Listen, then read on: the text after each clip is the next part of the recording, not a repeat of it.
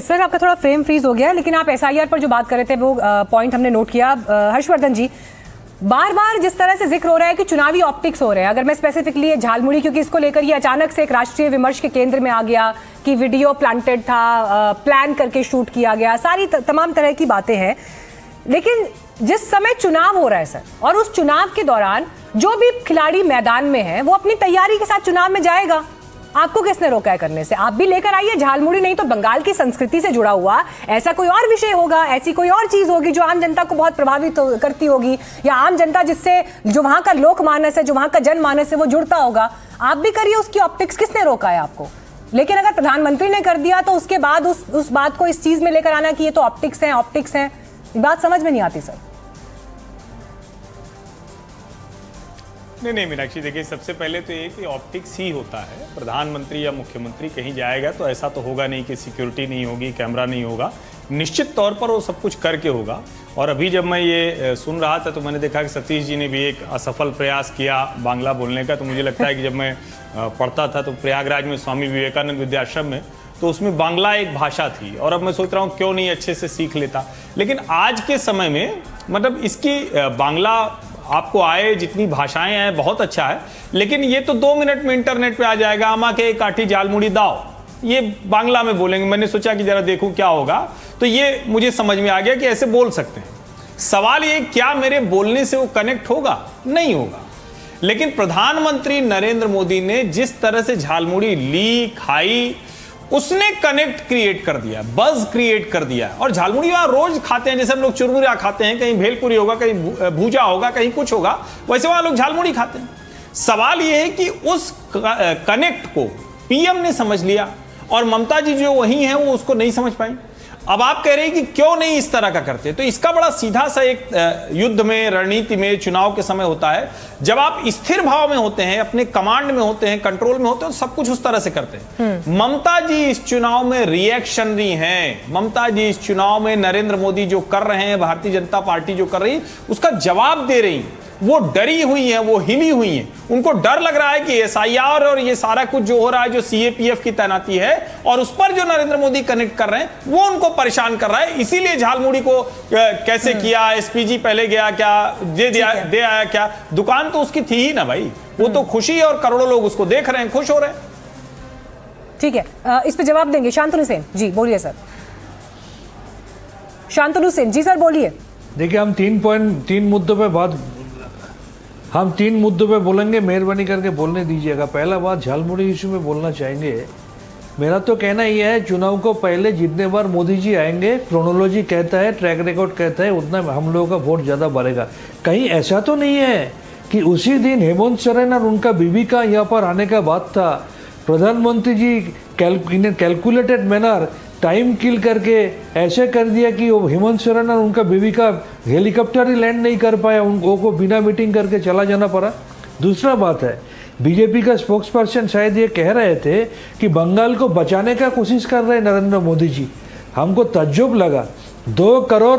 2 लाख करोड़ रुपया रुक के रखा है क्योंकि बंगाल उसको वोट नहीं देता है बोल के, बंगाल का प्रोजेक्ट का पैसा नहीं दे रहा है, बंगाल से जीएसटी लेके जा रहा है और बंगाल का जो ड्यू है वो नहीं क्लियर कर रहा है, और वो बोल रहा है बंगाल को बचाने का कोशिश कर रहा है। तीसरा बोल रहा है कि बंगाल का अस्मिता को बचाने के लिए, माय गॉड, बंगाल का अस्मिता के बारे में बीजेपी से सुनना पड़ेगा।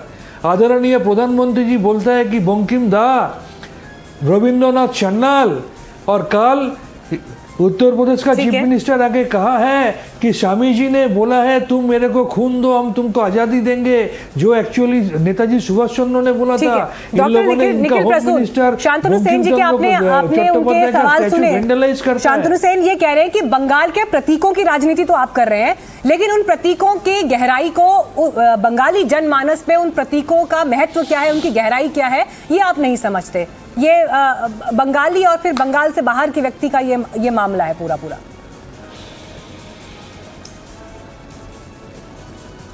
निखिल प्रसून जी, आवाज आ रही है सर आपको?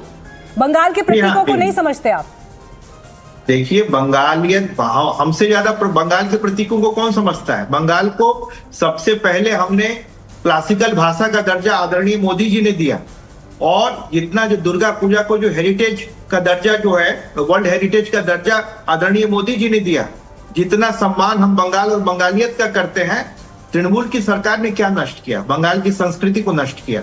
जिस बंगाल में रविंद्र संगीत चलता था, जहां दुर्गा पूजा के विसर्जन में कोई बाधा नहीं थी, जहां सरस्वती पूजा की जाती थी हर स्कूल में, आज वहां हर स्कूल में तांडव होता है जब सरस्वती पूजा का समय देखिए, आता है। मैं एक बार फिर से थोड़ा पर्सपेक्टिव दे देती हूँ। देखिए, उनका सवाल, उनका जो मुख्य सवाल है और जो आरोप बार बार टीएमसी की तरफ से बीजेपी पर लगता है, आप जिन बंगाली प्रतीकों की राजनीति कर रहे हैं उसको उस तरह से नहीं समझते जिसका जिक्र वो कर रहे हैं। क्यों? क्योंकि पहले आप टीएमसी से तोड़कर ही शुभेंदु अधिकारी को लाते हैं। असम में यही पिक्चर देख ले हम तो आप हिमंता बिस्वा शर्मा को तोड़कर लाते हैं। कांग्रेस पार्टी से आप ज्योतिरादित्य सिंधिया को तोड़कर ले आते हैं। तो आपका अपना क्योंकि वहां पर अस्तित्व नहीं था, तो आपने जिन पर सेंधमारी की वो टीएमसी के ही तो प्रोडक्ट है जिनको आप बीजेपी में लेकर आए, और उन्हीं के आधार पर उनको चेहरा बनाकर आज की तारीख में आप राजनीति कर रहे हैं। जब तक टीएमसी में शुभेंदु अधिकारी थे तब तक दिक्कत थी, बीजेपी में आए तो सब ठीक हो गया। देखिए, ये तो वास्तविकता है कि यहाँ पर पहले तो कांग्रेस थी और सीपीएम थी, उसके बाद तृणमूल कांग्रेस हुई। तो पहले तो भारतीय जनता पार्टी का यहाँ प्रभाव आज से 30 साल पहले नहीं था। तो हमारे जो वोटर्स होंगे, या तो वो पहले कांग्रेस के वोटर होंगे, बाद में तृणमूल के हो, या सीपीएम के वोटर्स होंगे, यह तो सर्वविदित है। लेकिन हमने अपने प्रभाव का विस्तार किया। भारत की एकमात्र बंगाली पार्टी है वो भारतीय जनता पार्टी है। श्यामा प्रसाद मुखर्जी इसके अधिष्ठाता है जनसंघ के, वो हमारी पार्टी है। तो हमारी, और यहाँ आरएसएस का कार्य हो, या आप देख लीजिए इस्कॉन का कार्य हो, या भारत सेवाश्रम संघ का कार्य हो, सनातन के एक तरह से अभ्युदय के ध्वजवाहक जो थे स्वामी विवेकानंद, उनका आशीर्वाद हमें प्राप्त है। ठीक है सतीश केसिंग जी, इसी बात को थोड़ा सा और मैं चाहूंगी कि आप एक्सटेंशन दें जरूर अपने रिमार्क्स के जरिए। देखिए, जब टीएमसी ये कहती है कि आप बाहर से लोगों को लेकर आ रहे हैं, उनके आधार पर राजनीति हो रही है, तो बड़ा सवाल, सतीश केसिंग जी को स्क्रीन पे दिखाइए, तो बड़ा सवाल सर यहाँ पर ये हो जाता है। अभी कुछ दिन पहले हमने वीडियो देखा, स्मृति ईरानी मंच से भाषण दे रही थी और बिल्कुल फ्लुएंट बांग्ला में उन्होंने वो भाषण दिया। वहां के लोगों के साथ में बातचीत करना, ये उनका अपना जो है यूएसपी है कि उनको अलग अलग भाषाओं की जानकारी है। वो स्टार कैंपेनर भी हैं पार्टी की। योगी आदित्यनाथ बंगाल में जाते हैं तो जिस छवि के लिए, जिस ब्रांड हिंदुत्व की छवि के लिए, अग्रेसिव हिंदुत्व की छवि के लिए वो जाने जाते हैं, वो मंच से उसी अंदाज में बयान भी देते हैं। बीजेपी अपना शो ऑफ स्ट्रेंथ जो है बंगाल में पूरा दिखा चुकी है।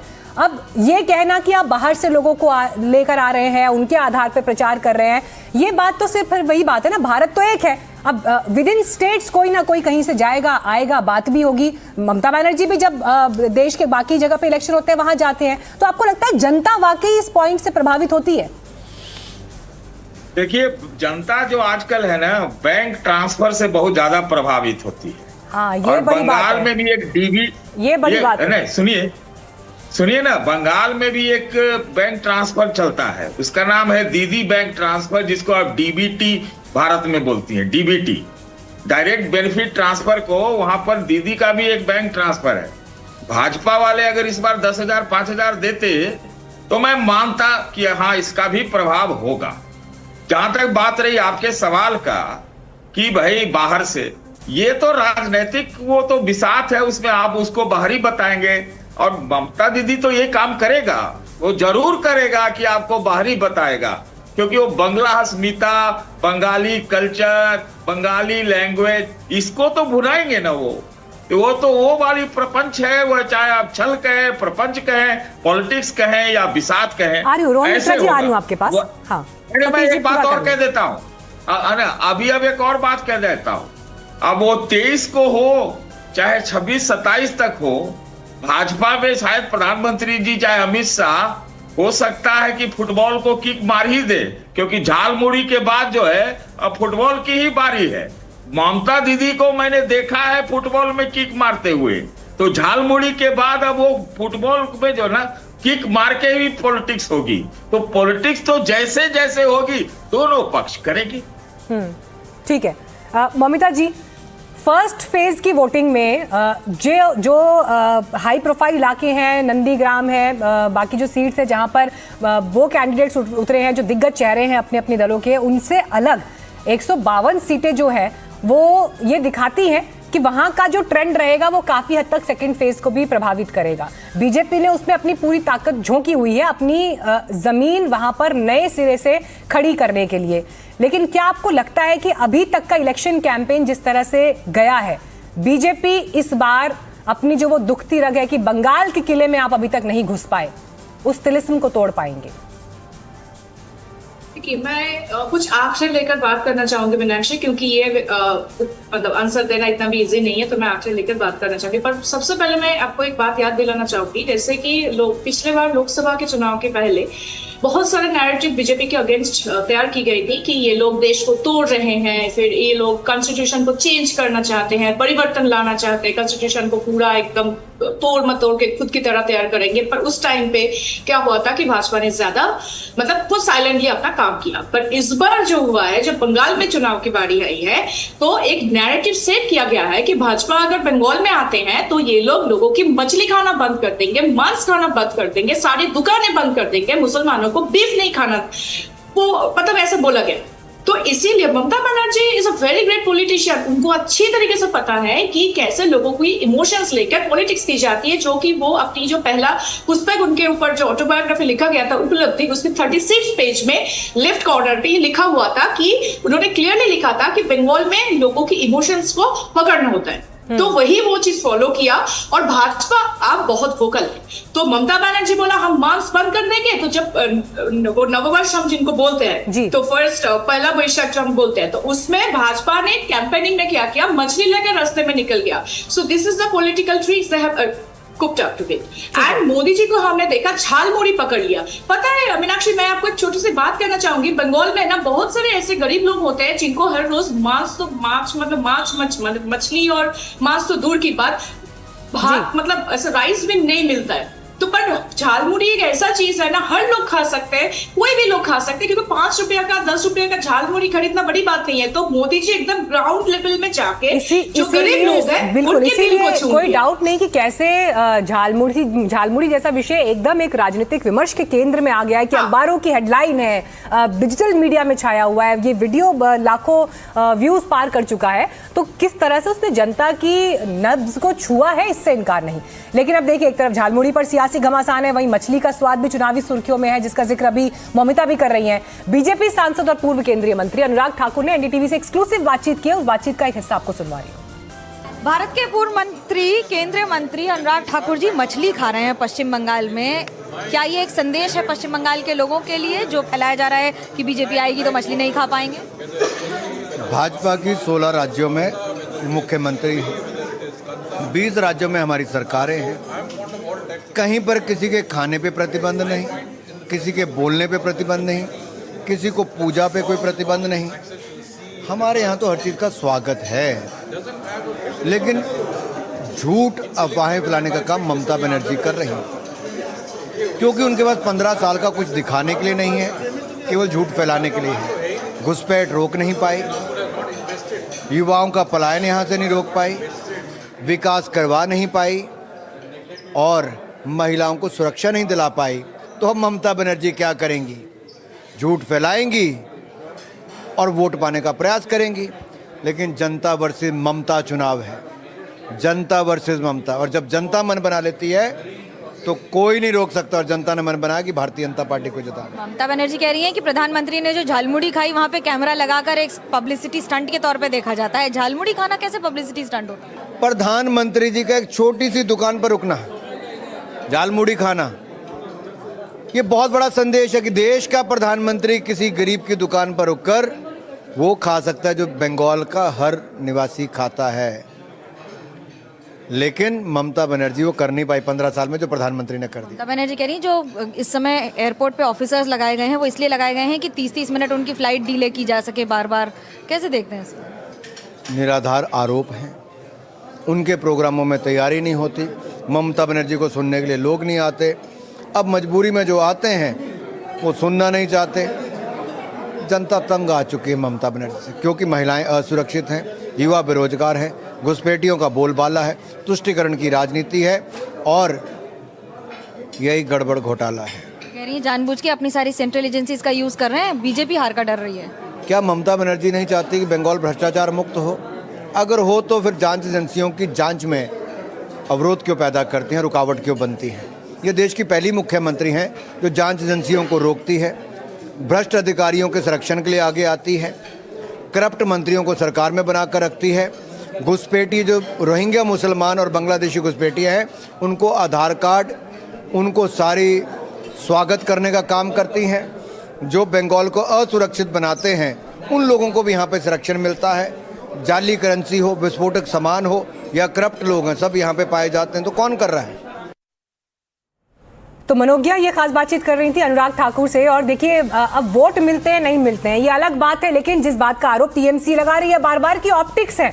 तो शांतनु सेन जी सीधे इस सवाल के साथ आपके पास आ रही हूँ। स्क्रीन पर ये विजुअल हम दिखा रहे हैं। मौमिता अभी इस बात का जिक्र कर रही थी कि टीएमसी ने कैसे कि मछली नहीं खाने देंगे, आपके घर में इस चीज पे रोक टोक हो जाएगी, दुकानें नहीं खुलने देंगे, ये चीज नहीं खाने देंगे। इसे लेकर आप लोगों ने एक नैरेटिव सेट किया, लेकिन सीधे देखिए आप यहाँ पर पूर्व केंद्रीय मंत्री हाथ से मछली खाते हुए दिखाई दे रहे हैं। आप इसे ऑप्टिक्स कहिए चाहे कुछ भी कहिए, लेकिन एक मैसेज देने की कोशिश तो कर रहे हैं ना सर, वो एक मैसेज दे रहे हैं वो, और इस पे वो परफेक्ट मेरा दो सवाल है जी, मेरा दो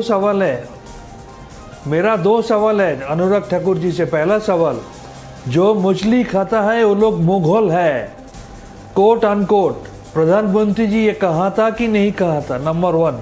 नंबर 2, अभी बिहार में जिनको चीफ मिनिस्टर बनाया, आपने क्या कहा? मैं आपका शब्द ठीक से समझ नहीं पाई, जरा दोबारा बोलिएगा एक बार। शांतनु सेन जी क्या कहा आपने? मैं सुन नहीं पाई ठीक से आपका शब्द। पहला बार हमने बोला, मेरा पहला सवाल है अनुराग जी से, जो मछली खाता है वो मुगल है, कोट अनकोट। प्रेसिडेंट का, प्राइम मिनिस्टर का स्टेटमेंट है कि नहीं वो बोलिए, नंबर 1। नंबर 2, जो बिहार में अभी जिनको चीफ मिनिस्टर बनाया गया, सम्राट चौधरी, पहले जो डिप्टी चीफ मिनिस्टर था, उनका टाइम में उन लोगों ने ये आरोप ये बोला था कि नहीं बोला था कि मछली का दुकान बंद कर दिया जाएगा? ये दो सवाल का जवाब पहले उनको देने बोलिए। इस पर एक छोटा सा रिमार्क हर्षवर्धन जी, छोटा सा रिमार्क आपसे चाहूंगी हर्षवर्धन जी। ठीक है सर, हर्षवर्धन जी छोटा सा रिमार्क सर आपसे। मछली खाते हुए दिखाई दे रहे हैं अनुराग ठाकुर, बकायदा हाथ से चावल के साथ मिलाकर खा रहे हैं। देखिए, भारतीय जनता पार्टी ने कहीं भी मछली नहीं खाएंगे लोग ऐसा कहा हो, ये तो बिल्कुल सुनाई नहीं दिया। तथ्य क्या है? तथ्य ये है कि बाकायदा ब्लू इकोनॉमी की बात कर रहे हैं प्रधानमंत्री नरेंद्र मोदी। मछली उत्पादन उनके सेंट्रल की जो केंद्र सरकार की योजना है उसका सबसे बड़ा एजेंडा है।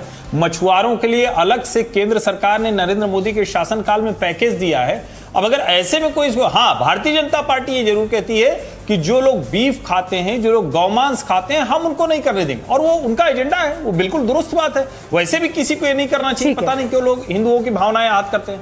मछली खाना और गौमांस, इन दोनों में बहुत फर्क है। भारतीय जनता पार्टी ने कभी भी मछली खाने का किसी का विरोध नहीं किया। हर जगह की एक अपनी परंपरा होती है, संस्कृति, उसके लिहाज से। अब आप चाहे इसे चुनावी ऑप्टिक्स कह लीजिए, मैसेजिंग कह लीजिए,